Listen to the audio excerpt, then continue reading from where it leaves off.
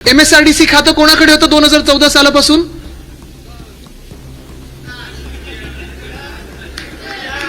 तर आता खड्डेमुक्त करू, 2 वर्षात रस्ते खड्डेमुक्त करू.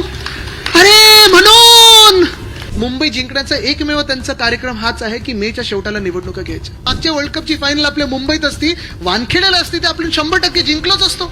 पण धारावीच्या पुनर्विकासासाठी 300 एकर आणि त्याच्या बाजूचे 240 एकर असे साधारणपणे 540 एकरचा भूखंड हा अदानीला दिला गेलाय. 1.5 लाख परिवार धारावीतले अपात्र ठरवले. प्रधानमंत्र्यांबरोबर कदाचित जेवढी फिरायला मजा नाही येणार तेवढी संजय काकाबरोबर फिरायला मजा येते. जी काही वट संजय काकांनी दिल्लीत बनवलेली आहे ना ती बघण्यासारखी असते. इथे मला उभं करा, इथे कुठच्याही भाजपच्या मुख्यमंत्र्याला उभं करा किंवा कुठच्याही मंत्र्याला उभं करा. संविधान बदलायचं होतं त्यांना भाजपचं जे संविधान आहे ते आपल्या देशावर लादायचं होतं. सगळे एकमेकांकडे बघतात, तू पण निवडून आला, तू पण निवडून आला, अरे मला वाटलं तू पडतोय, नाही मला वाटलं मी पडतोय. नंतर कार्यशाळा झाल्यानंतर शिबिर इथेच थांबवलं पाहिजे, कारण जे काही ऐकायचं होतं, जे काही शिकायचं होतं ते शिकून झालेलं आहे. मास्टर क्लास झाल्यानंतर आता दुसरं काय बोलायचं, ह्याच्या पुढे काय बोलायचं. 4ही नेते अनुभव त्यांचा आपण पाहताय. मला वाटतं रावते साहेब तर आमच्या घराण्यामध्ये 4 पिढ्या त्यांनी सोबत काम केलं. म्हणजे माझ्या पणजोबांसोबत काम केलेलं आहे, आजोबांसोबत काम केलेलं आहे, आजीसोबत काम केलेलं आहे, वडिलांसोबत काम केलं, आणि मला देखील त्यांच्यासोबत काम करायचं थोडा एक प्रसंग आला. हाऊसमध्ये ते असताना मी काही काळ मंत्री होतो आणि त्यांच्यासमोर बोलायचं किंवा ते मागे बसायचे त्यांच्यासमोर बोलायचं म्हणजे भीती वाटायचं. एक शब्द इकडे तिकडे झाला की समजायचं आज रावते साहेबांकडून फोन येणार आहे. असो, पण ह्या सगळ्या नेत्यांबरोबर जेव्हा आपण काम करतो अनेक गोष्टी शिकायला मिळतात आणि सगळ्यात महत्वाची गोष्ट त्यांच्याकडून शिकायला मिळते ती म्हणजे डिसिप्लिन. प्रत्येक नेत्याबद्दल काही ना काहीतरी सांगण्यासारखं आहे. जसं मी रावते साहेबांबद्दल सांगितलं की ते जे काम करण्याची पद्धत आहे त्यांची, मला आठवतं त्यांनी एकदा कापूस दिंडी काढली होती आणि उद्धव साहेबांनी मी त्यांच्यासोबत तिथे 1-2 दिवसांसाठी गेलो होतो आणि त्यांच्या पायाला अक्षरशः रावते साहेबांच्या फोड्या आल्या होत्या, अनवाणी चालत होते. आणि शेतकऱ्यांसाठी एक मुंबईत जन्मलेला माणूस, एक मुंबईत राहणारा माणूस, पूर्ण जे काही आयुष्य त्यांनी मुंबईत काढलेलं आहे, शेतकऱ्यांसाठी काय करू शकतो, किती मन तिथे लावू शकतो, किती हृदयाने काम करू शकतो, ह्याचं ज्वलंत उदाहरण म्हणजे रावते साहेब. देसाई साहेबांबद्दल काय सांगायचं.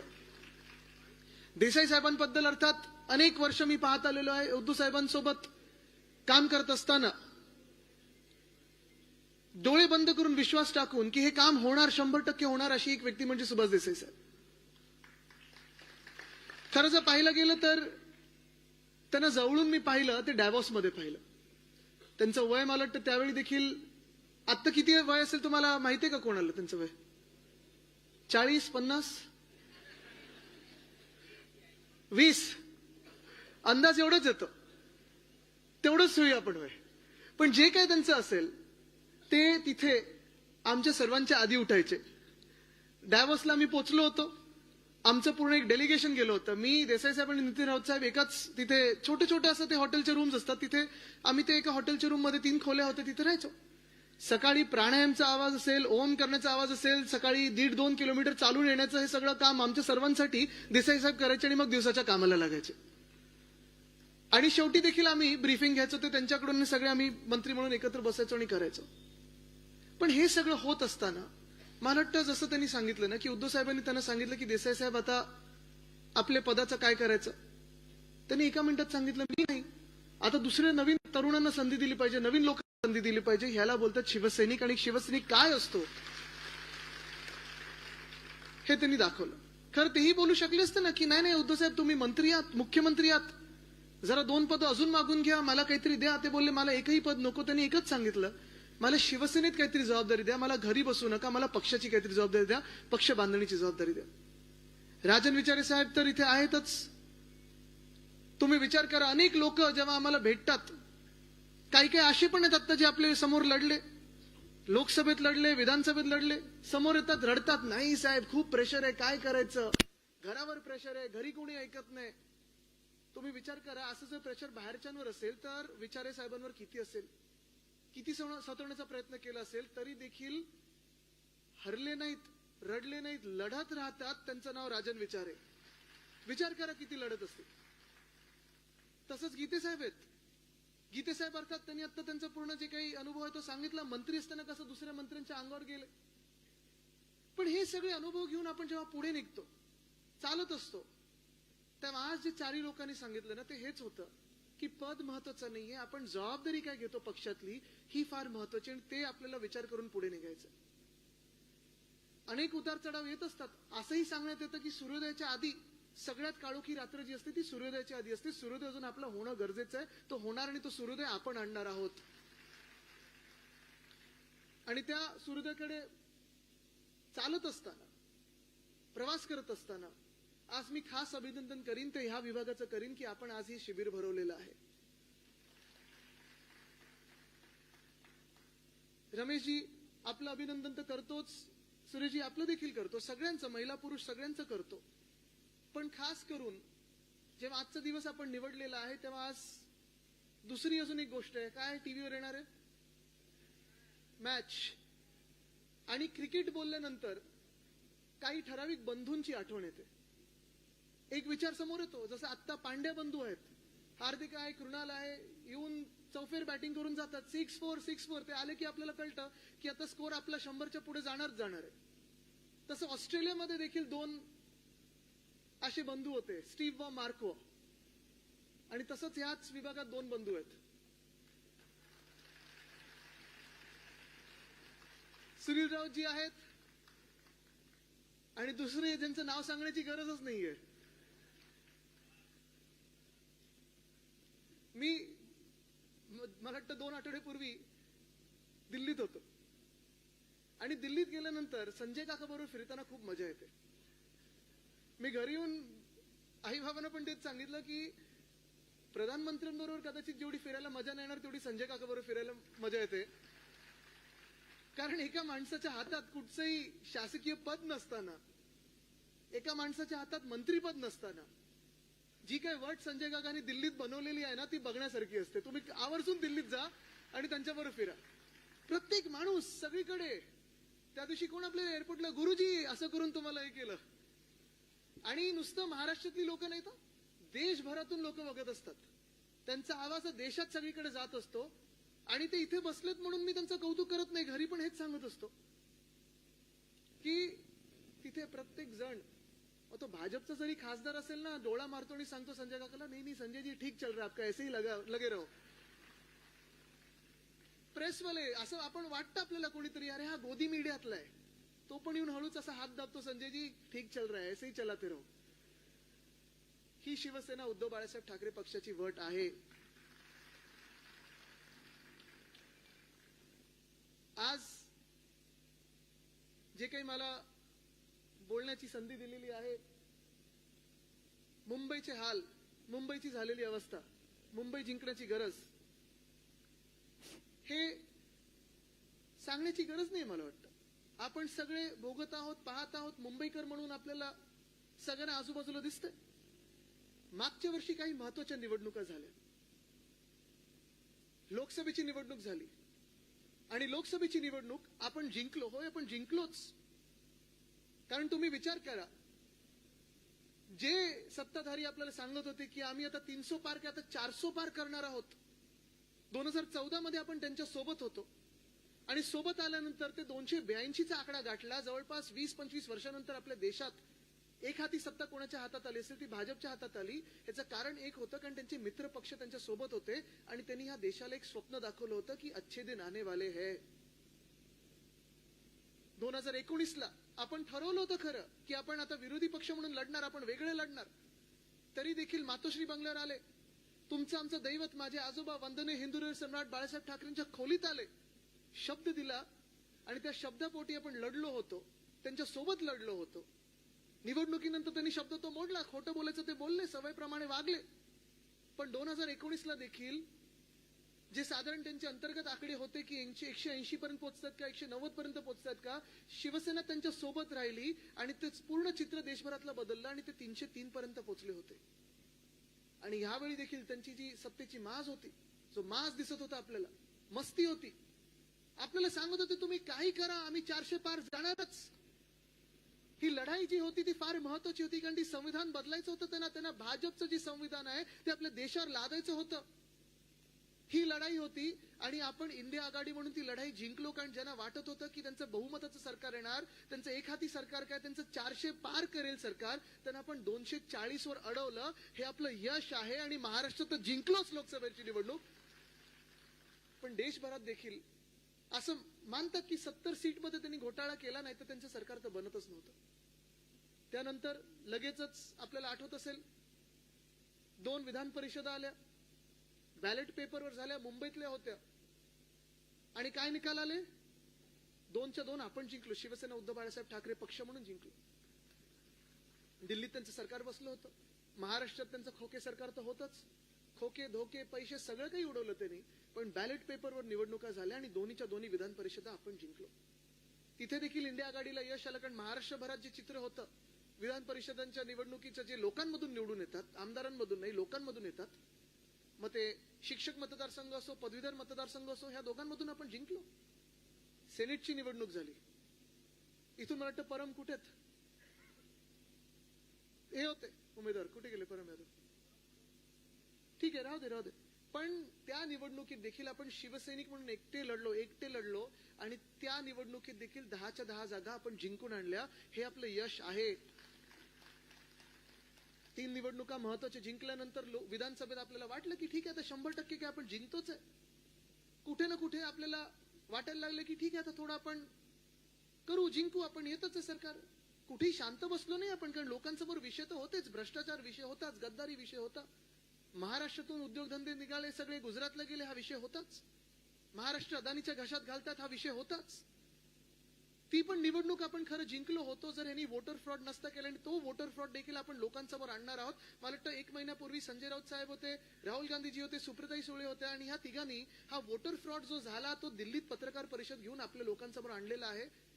संजयजी, हा आपल्याला पुन्हा एकदा लोकांसमोर इथे मुंबईत बसून, पुण्यात बसून, नागपूरला जाऊन, कोल्हापूरला जाऊन, सोलापूरला जाऊन, वसई विरारला जाऊन, पालघरला जाऊन, सगळीकडे जाऊन सांगायला लागेल की तुमचं मत जे तुम्ही महाविकास आघाडीला दिलं होतं ते महायुतीला ह्यांनी फिरवलं कसं, किंबहुना ह्यांनी ही खोटी मतदार नोंदणी करून तुमचं मत खाल्लं कसं, हे आपल्याला लोकांसमोर आणायला लागेल. पण ठीक आहे, आपला पराभव झाला, हे आपल्याला तात्पुरतं तरी मान्य करू.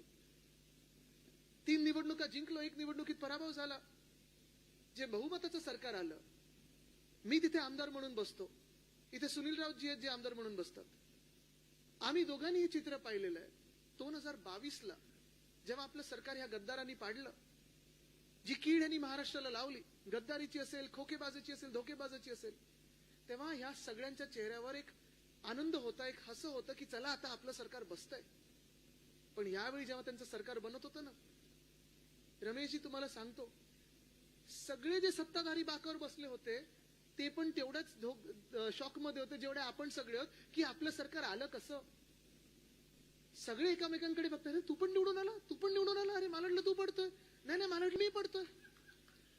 हे वातावरण आहे. आणि तुम्हाला अजूनही सांगतो मी, अनेक लोक मला आज सांगतात, पत्रकार जे आहेत मित्र ते सांगतात, भाजपमधले काही आहेत ओळखीचे ते सांगतात, जे जुन्या भाजपमधले आहेत, म्हणजे जी वाजपेयी साहेबांची भाजप होती, अडवाणी साहेबांची भाजप होती, इथे मुंबईत जर पाहायला गेलं तर प्रकाश मेहता असतील, राजपुरोहित असतील, ह्या सगळ्यांची भाजप होती.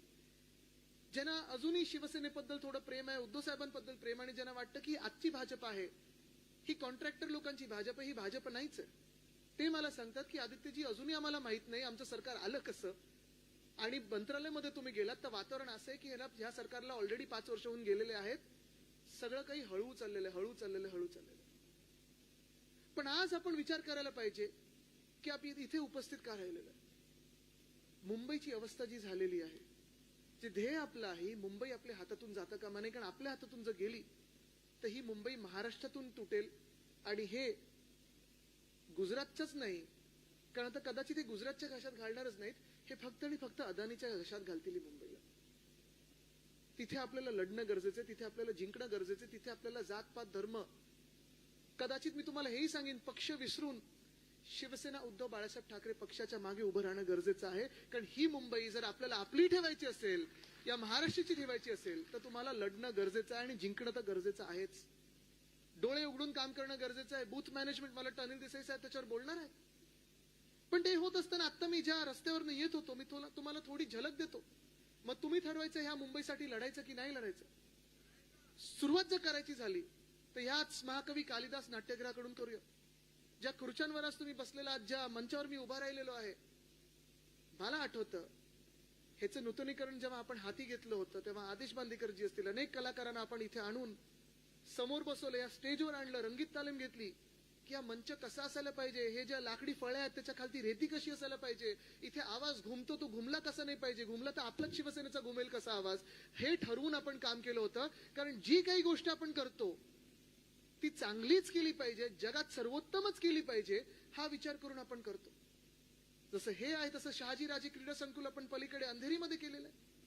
अनेक गोष्टी या मुंबईमध्ये केलेल्या आहेत. आज जर तुम्ही मला मुंबईत कुठेही फिरवलं, मध्ये मी एक तो इंटरव्ह्यू केला होता, गाडीतून आम्ही फिरतोय, मी आणि तो एक व्यक्ती जो माझा इंटरव्ह्यू घेत होतो, आणि प्रत्येक गोष्ट मी बोट दाखवून सांगू शकतो. कारण राजकारण्यांना काय बोट दाखवायची सवयच असते. हे ह्यांनी केलं, हे त्यांनी केलं, तसं नाही. मी अभिमानाने सांगू शकतो, होय हे आमच्या शिवसेनेने केलंय, होय हे आमच्या शिवसेनेने केलंय, होय आमच्या शिवसेनेने केलंय. पण दुर्दैव आपलं एवढंच आहे. काल परवाकडे मी उद्धव साहेबांशीच गप्पा मारत होतो की अनेक गोष्टी आपण या महाराष्ट्रात केल्या, अनेक गोष्टी आपण सुरुवात केली आणि उद्घाटन कोणी भलतंच करत. म्हणजे आपण विचार करा, मुंबई पुणे एक्सप्रेसवे स्वप्न कोणाचं, विचार कोणाचा, भूमिपूजन, प्लॅनिंग, सुरुवात ती आपल्या काळात झाली. वंदनीय हिंदू सम्राट बाळासाहेब ठाकरेंनी अनेकदा सांगितलं होतं की सरळ रस्ता मुंबई ते पुणे आम्ही करू. तो केला आपण. सुरुवात झाली कामाला. मला आठवतं आपलं शिबिर असंच लोणावळ्यात होतं 2001-2002 साली.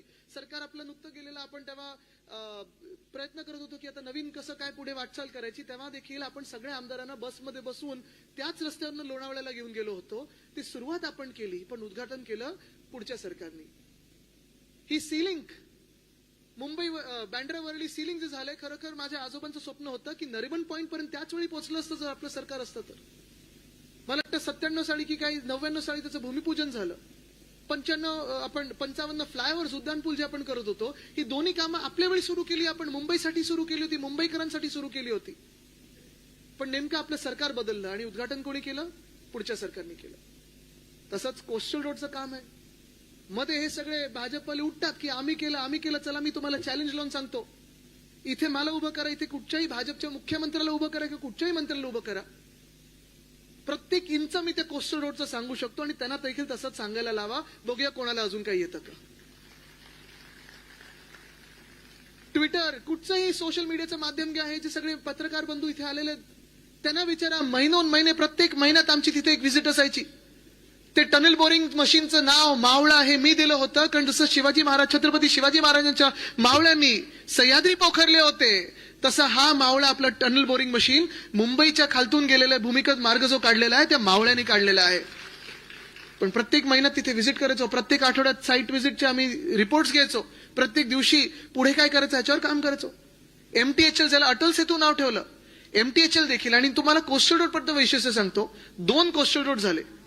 एक कोस्टल रोड नॉर्थ बाउंड म्हणजे वांद्रा ते कांदिवली आणि पुढे आता वसई विरार पर्यंत गेलेलं, ते 2014 सालीच अर्ध फाडलं आणि कोणाच्या हाती दिलं असेल, MSRDC खातं. MSRDC खातं कोणाकडे होतं 2014 सालापासून,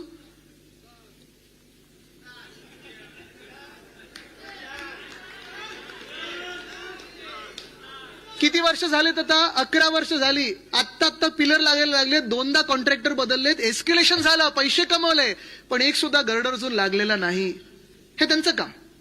आणि उद्धव साहेबांनी जे BMCच्या मार्फत हाती घेतलं काम, ते आज आपण बघतोय. जर आपलं सरकार असतं तर डिसेंबर 2023 पर्यंत पूर्ण झालं असतं कोस्टल रोड. आज मुंबईकरांना खरोखर जो मोकळा मार्ग मिळालेला आहे. मी प्रत्येक दिवशी आता विधान भवनला जाताना उद्धव साहेबांना भेटतो आणि सांगतो की तुमच्यामुळे काम झालेलं आहे. मी वांद्र्यावरनं विधान भवन जो मला 1-1.5 तास लागायचा 20 मिनिटात पोहोचतो. मुंबईकरांना मोकळा श्वास जो मिळालेला आहे ते उद्धव साहेबांच्या विजन मुळे झालेलं आहे. आणि उद्धव साहेबांनी ही विजन ही पहिल्यांदा 2012 मध्ये मांडली होती. 2014 पासून आपण याचा पाठपुरावा सुरू केला. जावडेकर साहेबांना 2-3दा मी स्वतः भेटायला गेलोय, कारण त्यांनी केंद्राच्या परवानगी असतात त्या उशीर केला. 17 मध्ये परवानगी मिळाली, भूमिपूजन आपण केलं होतं आणि आज काम दिसते. जर आपलं सरकार असतं तर हे डिसेंबर 2023 पर्यंत आपण कोस्टल रोड पूर्णच्या पूर्ण पुरा तयार केला असता आणि लोकांना आपण तिथे आपण नेलं असतं. गार्डन झाले असते, सायकल ट्रॅक झाले असते. अटल सेतू खरं तर हा नोव्हेंबर 2023 मध्ये व्हायला पाहिजे होता, पण तो देखील त्यांनी डिले केला. पण उद्धव साहेबांनी पहिलं गर्डर लॉन्चिंग केल्यानंतर आपण आपलं सरकार पडेपर्यंत 82% काम पूर्ण केलं होतं. तसंच वरळी शिवडी कनेक्टर आपल्या काळात जवळपास 48% काम पूर्ण झालं होतं. आता ह्यांचं सरकार 2.5 वर्षाचं होतं. आपल्या साधारणपणे 21 ते 22 मध्ये 48% काम ज्या रस्त्याचं पूर्ण होतं, ह्यांची सरकार 2.5 वर्ष 3 वर्ष झाली, पुढचे 10% पण पुढे गेले नाहीत. ह्यांची टक्केवारी वेगळी असते, पण कामांची टक्केवारी कुठेही दिसत नाही. असं दुर्दैवी सरकार, अवकाळी सरकार आपल्या डोक्यावर बसलेलं आहे. मुंबई विरोधी सरकार बसलेलं आहे. आता ज्या ईस्टर्न फ्रीवेवरनं येत होतो मी, तुम्ही देखील ईस्टर्न फ्रीवे वापरत असाल ना रोज. गेल्या मला सांगा 1.5 वर्षामध्ये किती वेळा रिसर्फेसिंगचं काम झालं त्याच्यावर? मी मोजलेलं 3दा झालं. 3दा. कोस्टल रोडचं काम आत्ता पूर्ण झालेलं आहे, त्याच्यावर रिसर्फेसिंगचे पॅच सुरू झालेले आहेत. आणि अनिल देसाई साहेब, तुम्ही आज इथे आलेला आहात, लोकसभेचे तुम्ही खासदार म्हणून जेव्हा दादर माहीम मधून लढत होतात, तिथे व्ह्यूइंग डेक जो आपण बनवला, तसाच आपण मलबार हिलच्या तिथे बनवला. पण हे सगळं काम आपण जे हाती घेतलं होतं, माझं दुःख एवढंच आहे, माझं पोटदुखी एवढीच आहे, जर आज आपलं सरकार असतं, गेल्या 5 वर्षात देखील आपलं सरकार असतं, तर ह्या मुंबईला आपण कुठच्या कुठे नेलं असतं. मी तुम्हाला 4 गोष्टींमध्ये मुंबईची हालत कशी खराब होते आणि मुंबई पुन्हा एकदा महापौर मुंबईत शिवसेना उद्धव बाळासाहेब ठाकरे पक्षाचाच का असावा हे सांगतो. पहिली गोष्ट, रस्ता घोटाळा. आज आपण पाहतोय, सोशल मीडिया उघडा तुम्ही, दहिसरमध्ये कोण राहत असेल, कोणी वांद्र्यात राहत असेल, कोणी जिहूत राहत असेल, कोणी कुठेही राहत असेल, एकच सगळ्यांची कंप्लेंट आहे. काय? खोदून ठेवलंय. मला तर वाटायला लागले आता बीएमसी काही आपल्या रस्त्यांखाली शोधतंय की काय असं वाटायला लागलेलं आहे. कदाचित त्यांना पुरातन काहीतरी मिळेल तिथे. एक साम्राज्य होतं पुरातन आणि 1000-2000 वर्षापूर्वीचं काहीतरी साम्राज्य त्यांना सापडेल. पण हे कशासाठी होतंय, कोणासाठी होतंय, का म्हणून होतंय? ह्याचं कारण एकच आहे. 2 वर्षापूर्वी 15 जानेवारी 2023ला मी पत्रकार परिषद घेतली होती आणि सांगितलं होतं की ह्या मुंबईमध्ये एक रस्ता घोटाळा होत आहे. प्रधानमंत्री महोदयांना मी सांगितलं होतं, विनंती केली होती की प्रधानमंत्री महोदय, आपण देशाचे प्रधानमंत्री आहात, आपली बदनामी आम्हालाही चालणार नाही, आपल्या हातून चुकीच्या कामाचं भूमिपूजन व्हायला नको, आपण ह्या रस्त्याचं भूमिपूजन करू नका. तेव्हा 6080 कोटीचं टेंडर निघालं होतं. मी पत्रकार परिषद घेतली. एकनाथ शिंदे यांचे 5 मित्र मोठे कॉन्ट्रॅक्टर, ह्यांना 5 पॅकेट दिली होती. 5 भाग मुंबईचे पाडले त्यांनी, 5 पॅकेट दिली होती. प्रत्येकाला 3-3 लोकांनी टेंडर भरलं होतं. एकाला टेंडर मिळतं, दोघांनी अबव मध्ये भरायचं. 100 कोटीहून जास्ती म्हणजे जवळपास 10% त्या पूर्ण टेंडरचे अडव्हान्स मोबिलायझेशन मध्ये देणार होते. 6080 कोटीमधून अडव्हान्स मोबिलायझेशन देणार होते. आपण विचार करा किती पैसे या कॉन्ट्रॅक्टर मित्रांच्या हाती एकनाथ शिंदेंचे जाणार होते. पत्रकार परिषद मी घेतल्यानंतर मी त्यांना चॅलेंज केलं, मी मुख्यमंत्र्यांना चॅलेंज केलं. मी म्हणलं, चला तुमचे सगळं खातं घेऊन बसा माझ्यासमोर, मी एकटा इथे बोलायला तुमच्यासोबत तयार आहे, मीडियासमोर बोलले आणि मी तुम्हाला प्रूव्ह करून दाखवतो की हा घोटाळा कसा आहे. तेव्हा त्यांनी उत्तर दिलं होतं, आता खड्डेमुक्त करू, 2 वर्षात रस्ते खड्डेमुक्त करू. अरे म्हणून किती वर्ष उलटून गेलीत? 3 वर्ष उलटून गेलीत. स्वतः मुख्यमंत्री पद पण सुटलं त्यांचं. मुंबई खड्डेमुक्त झालीये का? कारण मी तुम्हाला सांगतो, मी गेले 10 वर्ष मुंबई महानगरपालिका जवळून पाहिलेली आहे. अनेक शहरांचा अभ्यास करत असतो. जर कोणी तुम्हाला आत्ताच्या जगात सांगितलं ना की 1 वर्षात मी रस्ता खड्डमुक्त करून देतो की कुठचंही शहर खड्डमुक्त करून देतो, तो खोटं बोलतोय व्यक्ती. कोणी जर सांगितलं तुम्हाला मी पूरमुक्त करून देतो कुठचंही शहर, ती व्यक्ती खोटं बोलते. तुम्ही न्यूयॉर्क बद्दल बोला, लंडन बद्दल बोला, सॅन फ्रान्सिस्को बद्दल बोला, मुंबई बद्दल बोला, शांघाय बद्दल बोला, हे काम हे सुरूच असतं. कारण मुंबई किंवा कुठच्याही शहरामध्ये जेवढी लोकसंख्या आहे, जेवढी गाड्यांची संख्या असते, जेवढं पूर्ण विकासाचं काम चालू असतं, हे सतत बदलत असतं. 2 वर्षात कुठचंही शहर खड्डेमुक्त करत नाही, पण ह्यांचा खड्डा जो भरला तो खिशांचा खड्डा भरला होता कॉन्ट्रॅक्टर्सनी, बाकी कुठचाही खड्डा मुक्त झालेला नाहीये.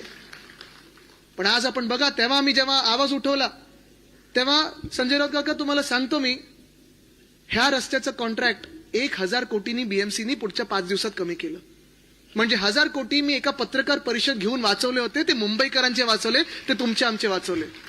कारण हे सगळे गेले असते कॉन्ट्रॅक्टरच्या हाती, हे सगळे गेले असते ह्यांच्या लाडक्या कॉन्ट्रॅक्टर्सकडे.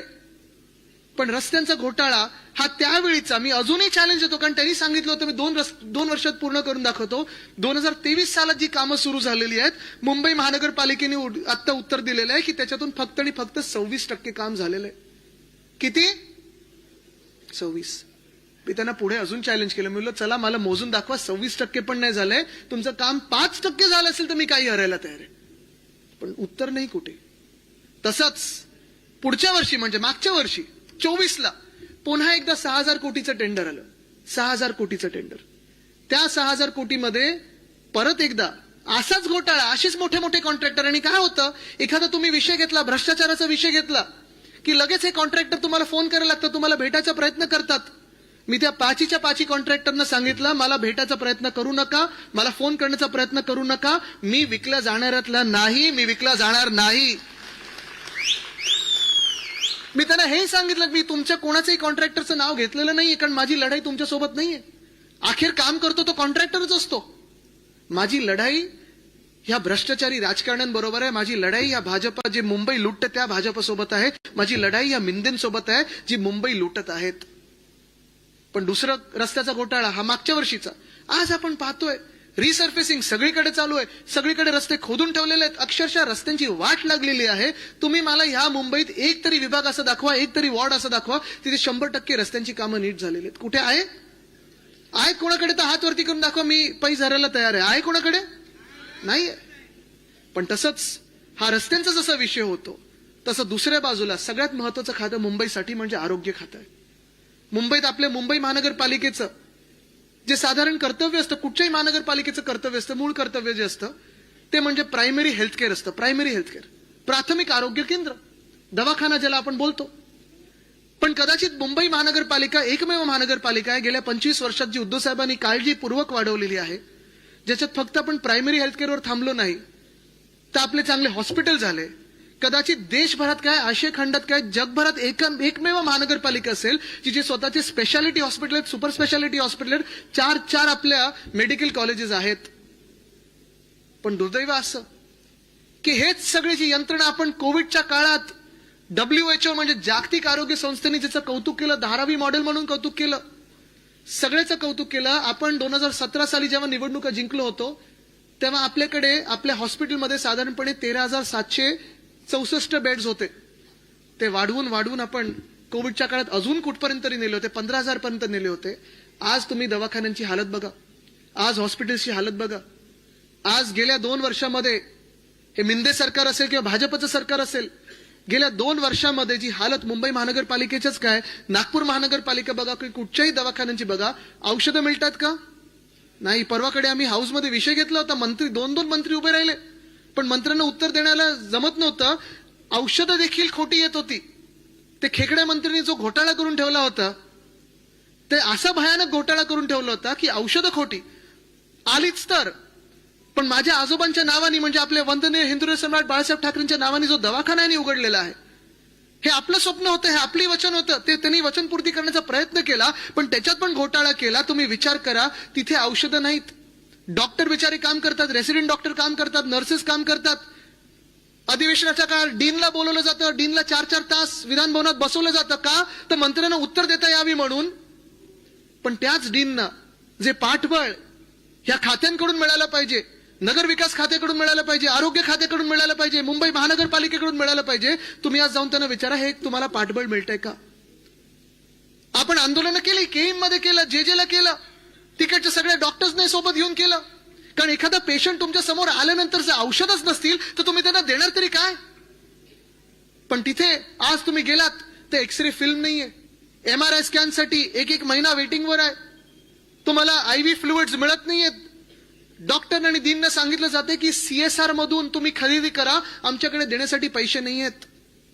पण जे CPD सेंट्रल पर्चेस डिपार्टमेंट ज्या इथे नगरसेवक म्हणून ज्यांनी काम केलंय, तुम्हाला सांगतो मी, तुम्हाला हे माहितीच असेल, ज्या CPD सेंट्रल पर्चेस डिपार्टमेंट ज्यांनी खरोखर औषधं घ्यायला पाहिजेत, विकत घ्यायला पाहिजे, ज्यांचं कामच मुळात हे आहे की आपले सगळे दवाखाने असतील, आपले सगळे आरोग्य केंद्र असतील, आपले सगळे हॉस्पिटल्स असतील, इथे औषधाचा पाठपुरावा करून तिथे सगळा पुरावा करणं गरजेचं आहे, ते न करता, पुरवठा करणं गरजेचं आहे, ते न करता ह्या सेंट्रल पर्चेस डिपार्टमेंटला कशात लावलंय तर स्ट्रीट फर्निचरच्या घोटाळ्यात लावलंय. मिंदेंनी हे पूर्ण खातं जे आहे, ज्यांनी औषधाचा पुरवठा केला पाहिजे, विकत घेऊन पुरवठा या सगळ्या हॉस्पिटलनं केलं पाहिजे, तेच खातं वापरलं तर स्ट्रीट फर्निचरसाठी. जो घोटाळा मी केस टाकली लोकायुक्त मध्ये आहे, तिथे लढत आहे, मी एकटा लढत आहे, कारण माझ्या मुंबईचा पैसा मी वाया जाऊ देणार नाही. पण स्ट्रीट फर्निचरचा घोटाळा, असा भयानक घोटाळा. 10,000 कुंड्या विकत घेतात झाडांच्या, पण झाडं कुठची लावणार त्याच्यात त्यांना माहितीच नाहीये. 30,000 बेंच घेणार आहेत, लावणार कुठे कोणालाच माहिती नाहीये. तसाच सॅनिटरी पॅड वेंडिंग मशीनचा घोटाळा, की वेंडिंग मशीन घेणार पण सॅनिटरी पॅड त्याच्यात कुठचे लागणार हे आम्हाला माहितीच नाहीये. एवढं निर्लज्जपणे हा सगळा कारभार चाललेला आहे. आरोग्य खातं आपण पाहतोय भयानकपणे कोसळलेलं आहे. आणि आजच मी पाहतोय ना, सगळ्या मुंबईमध्ये तुम्ही पाहा ना, प्रत्येकाला आज सर्दी खोकला ताप आहे ना, पोट बिघडलेलं आहे, कोणातरी सर्दी झालेली आहे, अलर्जीनी, धूळ कुठेतरी आहे. वातावरण बघा तुम्ही, हवामान बघा, उत्तर द्यायला आज मुंबईमध्ये कोणी आहे का? कोणी नाहीये. आज राज्य सरकार म्हणून असेल, महानगरपालिका तर हे 3 वर्ष घेतलीच नाही आणि हिंमतच नाही. आणि माझ्या कानावर जे ऐकू येत आहे त्यांना मेच्या शेवटाला आहे ना निवडणुका घ्यायच्या आहेत. कारण यांचं कॅल्क्युलेशन असं आहे भाजपचं, की मे मध्ये आपला कोकणी माणूस जातो गावात, कोल्हापूरचे जातात गावात, महाराष्ट्रातले आपले आपले गावी गेल्यानंतर मुंबई जिंकण्याचा एकमेव त्यांचा कार्यक्रम हाच आहे की मेच्या शेवटाला निवडणुका घ्यायच्या. तयार आहात का लढायला, की गावी जाणार?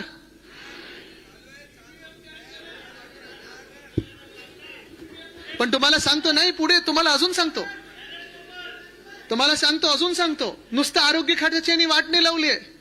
इथे किती लोकांनी, आता तिसरं म्हणजे आपण मुंबईला आर्थिक कणा म्हणतोय, देशाची आर्थिक राजधानी म्हणतो ना आपण. परवाकडे देवेंद्र फडणवीस साहेबांनी, मुख्यमंत्र्यांनी सांगितलेले की नाव Mumbai financial time is over, capital एकदम बिलकुल ओव्हर.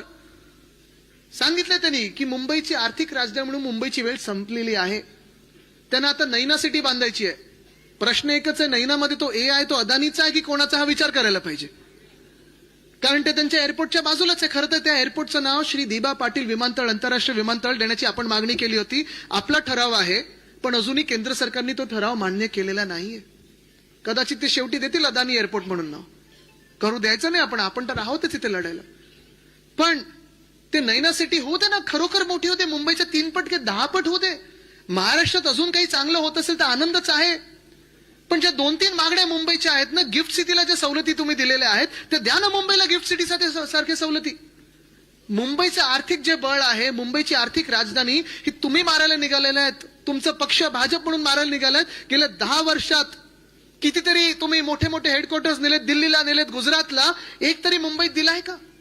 आणि हाच प्रश्न नुसतं मुंबईतून नाही, नुसतं महाराष्ट्रातून नाही, तर जेव्हा मी वाराणसीत गेलो होतो तिथे देखील मला 2-3 लोकांनी विचारलं की सर यहाँ क्यों कुछ आता नहीं है, सब गुजरात ही क्यों जाता है, क्यों उत्तर प्रदेश में कोई बड़ी इंडस्ट्री आती नहीं है. झारखंडमध्ये मला विचारलंय का, तिथे IAS साठी तो मुलगा शिकत होता, त्यांनी मला विचारलं, UPSC साठी तो बसत होता एग्जामसाठी, त्यांनी मला विचारलं आदित्य जी ऐसा क्यों होता है कि हमें शायद मध्य प्रदेश हो, महाराष्ट्र हो, बिहार हो, उत्तर प्रदेश हो, यहाँ कोई बड़े हेडक्वार्टर्स भेजे नहीं जाते, सब भेजा जाता है, वो तो दिल्ली भेजा जाता है, नहीं तो गुजरात भेजा जाता है, ऐसे क्यों होता है. आणि मी त्यांना एकच उत्तर दिलं, ह्याचं कारण एकच आहे, जे वरती बसलेले आहेत त्यांच्यासाठी 2च राज्य महत्वाची, एक स्वतःकडे ठेवा नाकाखालती किंवा नंतर गुजरातमध्ये पाठवा. पण ज्या गिफ्ट सिटी, ज्या सवलती आहेत, जर तुम्ही मुंबईला दिली ना, मुंबई अजूनही काय नुसतं महाराष्ट्रात काही, नुसतं देशात काही, जगात पुन्हा एकदा आर्थिक राजधानी बनू शकेल अशी ताकद माझ्या मुंबईत आहे.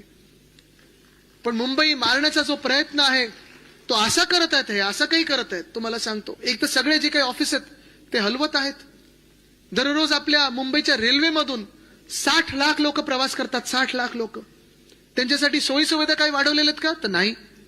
जे रेल्वे आपण पाहतो, रेल्वे मंत्री ते हल्ली रील मंत्री म्हणून जास्ती फेमस झालेले आहेत. रील बनवतात, सगळीकडे बोलत असतात, भाषणं देतात, पण रेल्वेमध्ये काही सुधारणा होत नाहीत. तसंच मुंबईचा सगळ्यात मोठा कणा, मुंबईची लाईफलाईन, जी खरी लाईफलाईन असेल ती म्हणजे आपली BST बस आहे. किती लोकांनी BST मध्ये इथे प्रवास केला, जरा हात वरती करा. केलाय ना सगळ्यांनी? आता तुम्ही मला सांगा, गेल्या 5 वर्षामध्ये BSTचे भाव काय तो? 5 किलोमीटर जायचं असेल तर किती रुपयात जाऊ शकता तुम्ही? 10 किलोमीटर जायचं असेल तर किती रुपयात जाऊ शकता तुम्ही? 15 किलोमीटर जायचं असेल तर किती रुपयात जाऊ शकता तुम्ही? आणि जर तुम्हाला 15 किलोमीटरहून अधिक कुठून कुठे जायचं असेल तर किती रुपयात जाऊ शकता तुम्ही? 20. जगात मी तुम्हाला आज चॅलेंज देतोय, आज जगात कुठेही जा तुम्ही, असे भाव जर तुम्हाला कुठेही मिळाले अशा सेवेसाठी, AC बससाठी, तर मी काही हरायला तयार आहे. 2022 साली मी जेव्हा 2021 साली नोव्हेंबरमध्ये COP26 ला गेलो होतो, इंग्लंड मधल्या एका महापौरांसोबत बसलो होतो आणि ते मला एकदम खुशीत सांगत होते की आमच्याकडची बस सेवा अशी आणि तशी आणि अमुक आहे तमुक आहे. त्यानं विचारलं कोण चालवतं? नाही आमच्याकडे प्रायव्हेट आहे सगळं. मला अच्छा चांगलं आहे. वेळेवर येते का? हो हो वेळेवर येते. मला भाव काय? 5 पाऊंडहून किती कुठे पुढे जाऊ शकतो तुम्ही? 5 पाऊंड म्हणजे 500 रुपये. मी त्यांना सांगितलं आमच्याकडे 5 रुपये आहे. आणि त्यांचा जबडा असा खालती पडला. असो, पण ही अभिमानाची गोष्ट आहे की ह्याच बीएसटी बसमधून माझा मुंबईतला प्रत्येक व्यक्ती, महिला पुरुष सुरक्षित एका ठिकाणून दुसऱ्या ठिकाणी जाऊ शकतात. ह्याच बीएसटी मधून 5 रुपयात असेल, 10 रुपयात असेल, 15 रुपयात असेल, 20 रुपयात असेल, जे काही अंतर आपल्याला पार पाडायचं आहे ते आपण पाडू शकतो. आणि ह्याच बीएसटी साठी आपलं सरकार असताना आपण ग्रॅच्युटीसाठी असेल, पेन्शनसाठी असेल, फंड जो उभा करून दिला तो आपलं सरकार असताना करून दिला. त्याच्या आधी कोणी नाही केला, नंतरही कोणी नाही केला. या सगळ्यांचे जे डोळे लागलेत ना, या मंत्र्यांचे डोळे जे लागलेले आहेत आणि जे नजर लावायचा प्रयत्न करतात ते आपल्या बीएसटीच्या बस डेपोवर लावायचा प्रयत्न करतात की आता बस डेपो पण बिल्डरांना विकतो कसं आणि पैसे काढतो कसं, एवढंच त्यांचं लक्ष आहे. बीएसटीवर कोणाचंही लक्ष नाही. हे बीएसटी मुद्दामून मारण्याचा प्रयत्न करतात की मुंबईकर प्रवासातच मुंबईकरांचे हाल झाले.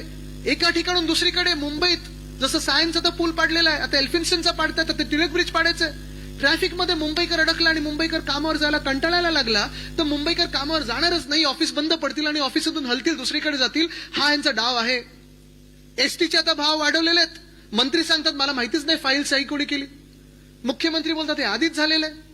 म्हणजे नक्की कोणात कोणाचा काही पायपोच नाही. पण आज आपण पाहतोय मुंबईमध्ये ज्या बीएसटी साठी आपण लढत होतो, झगडत होतो, ज्या बीएसटी साठी मी स्वतः गीते साहेबांकडे गेलो होतो, जेव्हा फेम 1 पॉलिसी आणली होती तेव्हा मी आणि अजय मेहता साहेब आम्ही दोघं गेलो होतो. तेव्हा बागडेजी पण होते आपले, तेव्हा इथे अधिकारी होते, आज केंद्र सरकारमध्ये.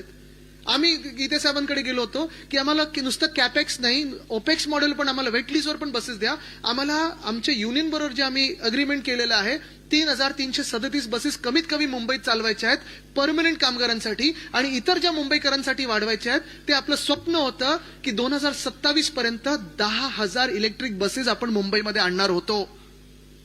काम सुरू केलं होतं. आज आपलं सरकार असतं तर कदाचित आपण जवळपास 7,000 इलेक्ट्रिक बसेस पर्यंत पोहोचलोही असतो. त्याच्यातून 900 डबल डेकर इलेक्ट्रिक बसेस. म्हणजे मला आठवतं जेव्हा मी डबल डेकर बद्दल ट्विट केलं होतं, सोशल मीडियावर टाकलं होतं, कितीतरी मुंबईकर असे आहेत ज्यांनी आनंदाने ती बातमी शेअर केली होती. कोणाच्या अशा काही मेमरीज त्यांच्या बरोबर आहेत, काही आठवणी आहेत. कोणी कोणाच्या आजोबांसोबत गेलं होतं त्या बसवर, कोणी कोणाच्या आई वडिलांसोबत फिरायला गेलं होतं डबल डेकर बस सोबत. पण डबल डेकर बस जी आपली शान होती, आन बान शान होती मुंबईची, आणि लाल बस आपली जी होती ती यांनी मारण्याचा आता प्रयत्न केलाय. आता बस स्टॉप बघा तुम्ही, सगळीकडे बस स्टॉप आहे की होर्डिंग आहे हे आपल्याला कळत नाही. फुटपाथ आहे की नाही हे आपल्याला कळत नाही. झिब्रा क्रॉसिंग दिसते की नाही हे आपल्याला कळत नाही. आणि मुख्य म्हणजे आपली बीएसटीची बस आजही 32 ते 35 लाख लोकांना प्रवास करायला जी वापरली जाते ती बीएसटीची बस आपल्या काळात जी साधारणपणे 4,000 बसेस होत्या त्यांनी आकडा कमी करून आणलाय 1,500-2,000 वर. हे असे करतात मुंबईचे हाल. म्हणजे रस्त्यांचा घोटाळा, स्ट्रीट फर्निचरचा घोटाळा, सॅनिटरी पॅड वेंडिंग मशीनचा घोटाळा. आज आपण बघतोय आरोग्य खात्यात पूर्णपणे बट्ट्याबोळ करून टाकलेला आहे. बीएसटी बस ह्याची वाट लावत आहेत. आपल्या मुंबईतून अनेक गोष्टी, मग ते हेडक्वार्टर्स असो किंवा आपली वर्ल्ड कपची फायनल असो, मी हे अनेकदा सांगितलंय, जर मागच्या वर्ल्ड कपची फायनल आपल्या मुंबईत असती, वानखेड्याला असती, तर आपण 100% जिंकलोच असतो. का गरज होती गुजरातला नेण्याची? पण मुंबईचे एक एक एक एक एक असे आपण पाहतोय हे अंग मोडत चाललेले आहेत, हाल करत चाललेले आहेत, छळ करत चाललेत मुंबईचा. बीएसटी बस जर आज मला मिळाली नाही तर मी जाणार कसा, प्रवास करणार कसा एका बाजूने दुसऱ्या बाजूला, ऑफिसला जाणारच कसा? जर माझं बस स्टॉपच मला दिसलं नाही, त्याच्यावर मोठे एलईडीचे होर्डिंग दिसले तर ते बस स्टॉप मध्ये मी थांबणारच कसा, हा विचार आज आपण करणं गरजेचं आहे. आणि हेच करत असताना एका बाजूला आपण पाहतोय हे सगळं होत असताना तिसरी आणि चौथी महत्वाची गोष्ट, जसं मी सांगितलं पहिलं, रस्ते घोटाळे झाले, त्यानंतर आरोग्य खातं खराब केलं, बीएसटी खराब केलं. शाळेंमध्ये इथेच मी तो शाळेचा कार्यक्रम घेतला होता. मला आठवतं 10वीची मुलं सगळी बसली होती आणि मी इथे ते फिरत होतो बोलत माईकवर. पण शाळेंमध्ये इथे ज्यांनी परत एकदा बीएमसीत नगरसेवक म्हणून काम केलं आणि जे भावी नगरसेवक इथे बसलेले आहेत, मी त्यांना सांगत आहे, मुंबई महानगरपालिका पुन्हा एकदा जसं आरोग्य केंद्र हे प्राथमिक आरोग्य केंद्र चालायचं आपलं कर्तव्य असतं, तसंच कुठच्याही महानगरपालिकेचं प्रथम कर्तव्य एवढंच असतं, प्राथमिक आरोग्य, प्राथमिक शिक्षण. पण आपण तेवढंच न करता शिक्षणात देखील खूप पुढे गेलो. 2011 साली उद्धव साहेबांनी व्हर्च्युअल क्लासरूम हे पहिलं आपल्या मुंबई महानगरपालिकेत आणलं. आज जगात चर्चा होते ती आर्टिफिशियल इंटेलिजन्सची होते, डिजिटायझेशनची होते. त्याची सुरुवात आपण 2011 साली आपले 90 क्लासरूम आणि पुढे जात असताना 600 क्लासरूम जोडून आपण उद्धव साहेबांनी ते करून दिलं. त्याला बोलतात विजन, त्याला बोलतात काम. करून दाखवलं म्हणून आपण लिहिलं होतं सगळीकडे. पण ते आज आपण पाहतोय पुढे नेत असताना टॅब्स दिले आपण प्रत्येक विद्यार्थ्याला, मुलगा असेल मुलगी असेल. आपल्या मुंबई महानगरपालिकेच्या 1234 शाळांमध्ये इंग्लिशमध्ये शिकवलं जातं, मराठीमध्ये शिकवलं जातं, सेमी इंग्लिशमध्ये शिकवलं जातं, गुजरातीमध्ये शिकवलं जातं, हिंदीत शिकवलं जातं, उर्दूत शिकवलं जातं, तमिळ, तेलुगू, कन्नड ह्या सगळ्या 9 भाषांमध्ये शिकवलं जातं. 10वी भाषा जी आपण आणली होती ते तंत्रज्ञान म्हणजे टेक्नॉलॉजी, ही 10वी भाषा जगातली जी सर्वात महत्वाची आहे ती आपण आणली होती. माझे आजोबा वंदनीय हिंदुराव सम्राट बाळासाहेब ठाकरे मला नेहमी सांगायचे की आदित्य शिकत राहा. जगात कुठेही मी गेलो तर त्यांच्यासाठी एक डिक्शनरी आणायचो आणि ते देखील जे काही त्यांना इंग्लिशमध्ये शब्द त्यांना वाटायचे की अरे ह्याचा वापर कसा करायचा, ह्याचा उच्चार कसा करायचा, ह्याचा अर्थ काय, ते मार्किंग करून ठेवायचे. आणि मला शाळेतून आल्यानंतर विचारायचे की आदित्य ह्याचा अर्थ जरा काढूया आपण, चल डिक्शनरी किंवा थिसॉरस मधून. त्यांनी मला फ्रेंच शिकायला थोडं प्रोत्साहित केलं होतं. सगळीकडे त्यांनी मला एवढंच सांगितलं होतं आदित्य जगात सगळ्या भाषा तू शिकायलाच पाहिजे, मातृभाषा ही आलीच पाहिजे. पण जगात वेगळ्या वेगळ्या ज्या भाषा शिकू शकलात तर तुला कोणी थांबू शकत नाही. आणि माझा प्रयत्न हाच होता की आपल्या शाळांमध्ये जेवढं काही इतर गोष्टी आपण शिकवू शकू, मग ते खेळांमध्ये असेल, क्रिकेट असेल, फुटबॉल असेल, कबड्डी असेल, हॉकी असेल, मग ते आपण पाहतो सुनीता विल्यम्स असतील किंवा त्यावेळीच्या कल्पना चावला असतील, चंद्रापर्यंत पोहोचणं असेल, मार्सपर्यंत पोहोचणं असेल, हे अमेरिकेतल्याच मुलांनी का स्वप्न पाहावं. त्याचे क्लासेस आपण मुंबईत पण सुरू केलं, ते मुंबई महानगरपालिकेच्या शाळेत पण सुरू केलं. ते ॲस्ट्रॉनॉमी म्हणजे नुसतं अवकाश रात्री बघायचं नाही. आज तर आपले तारे दिसतच नाहीत रात्री, प्रदूषण एवढं झालेलं आहे. पण ह्या सगळ्या गोष्टी आपण सुरू केल्या. त्या वाघोबा क्लब सुरू केलं होतं. मुंबई महानगरपालिकेच्या शाळेत आपण सीबीएसई आणलं. परत एकदा मी सांगतो, सीबीएसई, आयसीएसई, आयबी, आयजीएसई आणणारा आपण एकमेव बोर्ड होतो या देशभरामध्ये आणि पहिलं बोर्ड होतो. दिल्लीचं कौतुक होतंच आणि झालंच पाहिजे, पण आपण ते महानगरपालिका म्हणून आणलं. आज त्या शाळांना फंडिंग कमी मिळते, टीचर्सची भरती थांबलेली आहे, टीचर्सचं ट्रेनिंग प्रोग्राम थांबलेलं आहे. हे चित्र मुंबईचं हे भयानक होत चाललेलं आहे. राहणं कठीण झालंय मुंबईमध्ये. आपण पाहतोय. मी तुम्हाला एक शेवटचा आणि सगळ्यात महत्वाचा जो निर्धार करायचा मुद्दा आहे तो सांगणार आहे. मग नुसतं निर्धार करायचा की धारदार होऊन आता तुटून पडायचा, हा विचार तुम्ही करायचा आहे. शेवटचा मुद्दा, धारावी. किती लोकांनी ऐकलंय?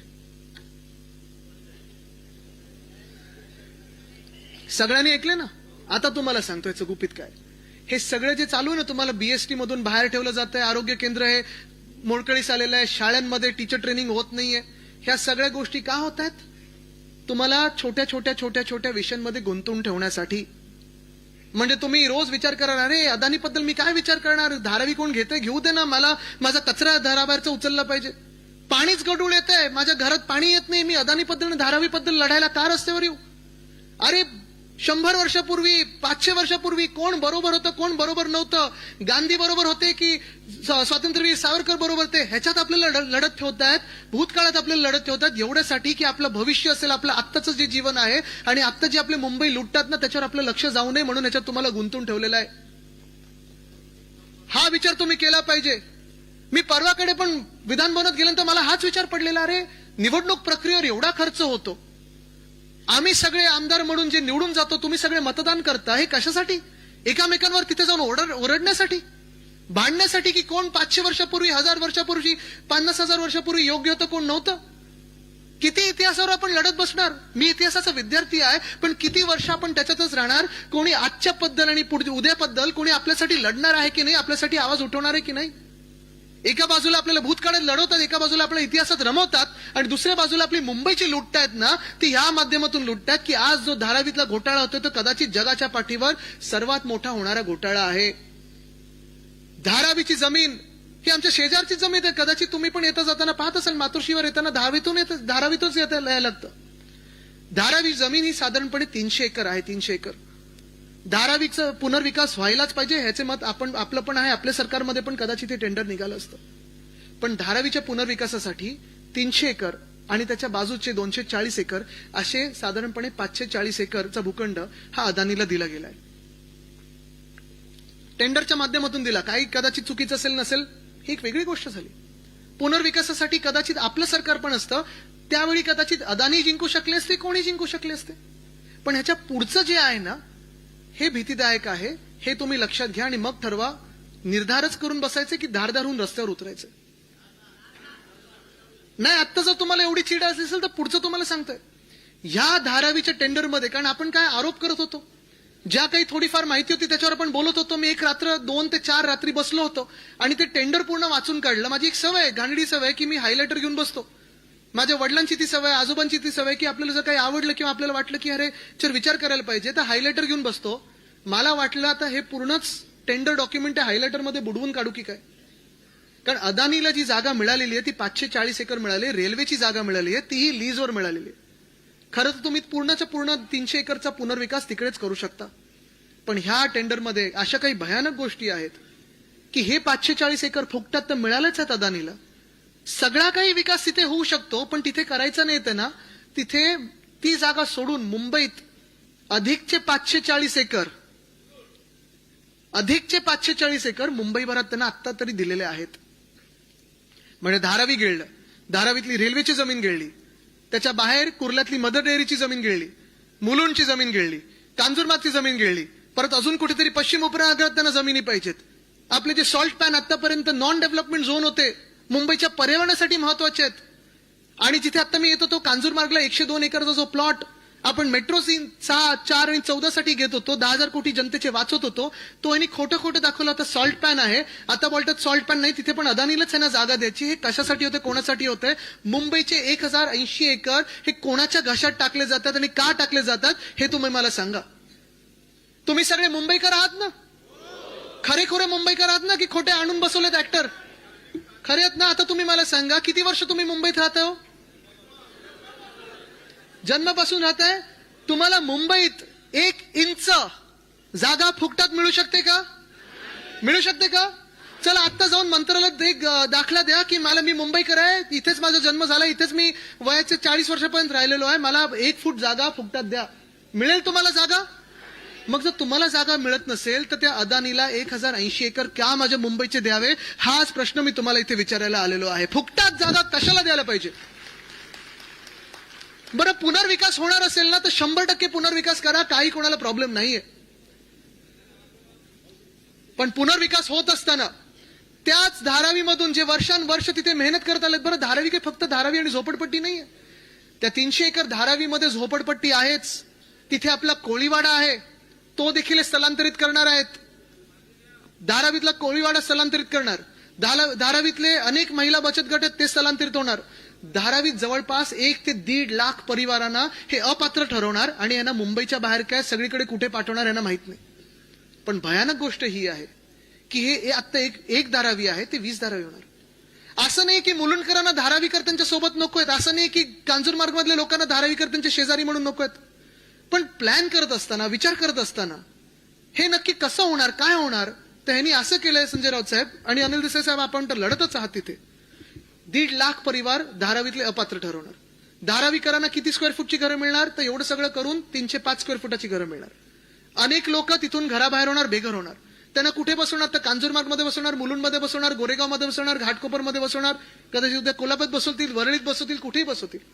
ह्यांना व्यवसायाचं काय साधन काही नाही, पैसे कमवायचं साधन काही नाही, नोकरीपासून दूर पाठवलेलं आहे. जे मायक्रो इंडस्ट्रीज आहेत ते बंद झालेले आहेत. आणि ह्याच्यावरही भयानक म्हणजे आपला सगळा जो मुंबईचा पुनर्विकास आहे तो सगळा जाणार, सगळे जे काही अधिकार आहेत मुंबईचे ते जाणार कोणाच्या हातात, तर अदानीच्या हातात. म्हणजे त्या टेंडरमध्ये असं लिहिलंय, धारावी असेल किंवा हे 540 एकर असतील, ह्या 1080 एकर मध्ये जर कोणाला काही करायचं असेल तर विचारायचं कोणाला? मुंबई महानगरपालिकेला नाही, महाराष्ट्र शासनाचं मंत्र्याला नाही, मुख्यमंत्र्याला नाही, तर भाजपच्या एकमेव मालकाला. त्याचं नाव काय? अदानी. जर तुम्हाला तुमची इमारत बांधायची असेल आणि तुम्हाला टीडीआर घ्यायचा असेल, पहिला 50% टीडीआर हा कोणाकडून घ्यायला लागेल? अदानी. जर तुम्हाला ह्या मुंबईमध्ये किंवा त्या पूर्ण धारावीच्या एरियामध्ये घर घ्यायचं असेल तर पैसे जाणार कोणाला? अदानी. आणि जर अदानीला वाटलं त्या 1080 एकर मध्ये मला इथून आता विमानतळ बांधायचं किंवा काही बांधायचंय, त्यांनी परवानगीसाठी काही पत्र टाकलं, ते परवानगी जर राज्य शासन असेल, केंद्र शासन असेल, कोणी सांगितलं आम्ही देणार नाही, तरी अदानी समूहाला वाटलं की आम्हाला करायचं तर ते करू शकतात. म्हणजे तुम्ही विचार करा, मुंबई कोणाची, तुमची की अदानीची? 1080 एकर मुंबईचे फुकटात हप्ता देतात. तर 1080 एकर मधून 1 लाख कोटी काय 2 लाख कोटी कमवतील. माझं कमवण्यासाठी काही अडचण नाही, या श्रीमंत व्हा, जगातले सर्वात श्रीमंत व्हा, पण माझ्या मुंबईला मी लुटू देणार नाही. हा निर्धार आपल्याला आज करायचा आहे. आणि जेव्हा मी बोलतो माझी मुंबई, कदाचित जगात एकमेव शहर असेल की इथे प्रत्येक व्यक्ती बोलू शकेल की माझी व्यक्ती, कारण मुंबई हे आपलं नातं असंच आहे. मुंबा देवी, देवीवरनं नाव पडलेलं शहर आहे. या मुंबा देवीच्या ताकदीने तुम्ही या मुंबईसाठी लढणार आहात की नाही, हा सवाल आज मी तुम्हाला करायला आलेलो आहे.